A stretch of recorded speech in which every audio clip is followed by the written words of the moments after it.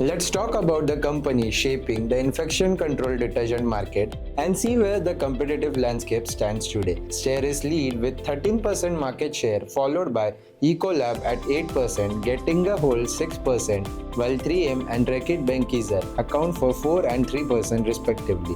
That leaves 66% of the market distributed across numerous global and regional players, highlighting just how fragmented the competitive landscape is. And what does that really mean? It means even relatively smaller improvements in market share can make a noticeable difference, giving companies opportunity to strengthen their position and reshape the competitive landscape as the market continues to evolve. Markets move fast, your decision need to move faster. The 360i research platform brings analyst-authored research and AI-powered discovery together in one place. Ask targeted market questions, track competitors, explore industry shifts, and uncover timely insights that help your team move from data to confident action. Connect with 360i Research and turn inspiring insight into dependable actions.